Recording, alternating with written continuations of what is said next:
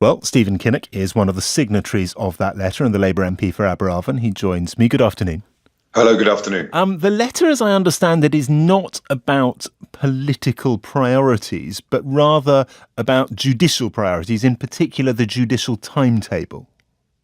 Well, I would say actually there is some politics in this because, of course, it's in the gift of the Home Secretary to decide on these issues.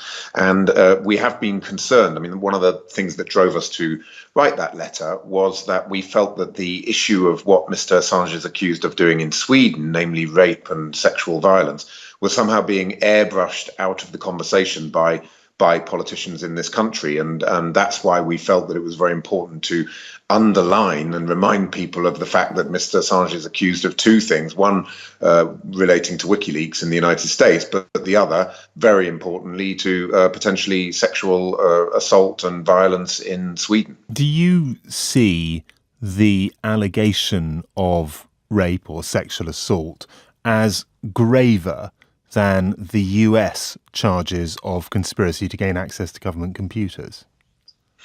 I think it's very difficult to have a sort of hierarchy in these cases, but I would say that what I think is reprehensible is that the British government, it seems, failed to give the Swedish authorities advance notice of the fact that they were going to arrest Mr. Assange, and therefore the United States, the only authorities knowing about this, they were, of course, quicker to respond. So I think Sajid Javid has got serious questions to answer as to why he didn't give equal access to this information to both the Swedish and the American authorities. And of course, I don't want to preempt what the Swedish authorities do, but if they are going to ask for Mr. Assange's extradition, it's vital that the British authorities give them full cooperation. And I think one of the points of our letter was that we were worried that given what had happened in the immediate aftermath and just prior to that arrest, it didn't look like the British authorities were going to give equal, behave in an even-handed manner towards both the Swedish and the United States authorities. Well, I don't want to speak for Mr. Javid. He can do that for himself. But presumably the Home Office would respond that there is currently no case to answer in Sweden, and therefore there was no reason for the authorities there to be informed.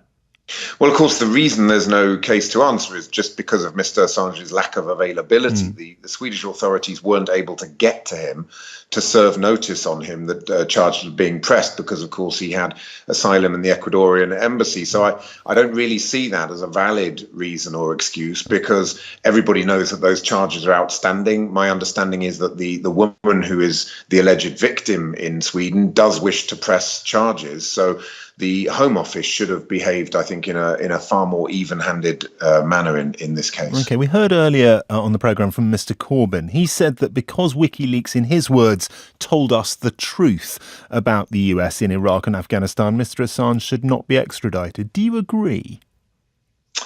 Well, look, he is accused, Mr. Assange is accused of hacking into a computer that he shouldn't have been hacking into. So I think there's two issues here. One is the content of what came out, and then there's the actual crime of hacking into a computer.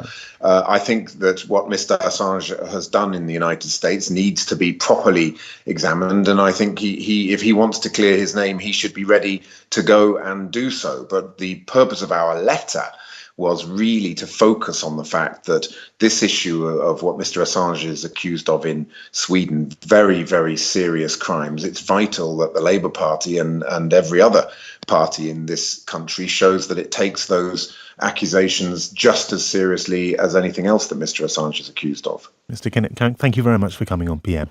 Stephen Kinnock, MP for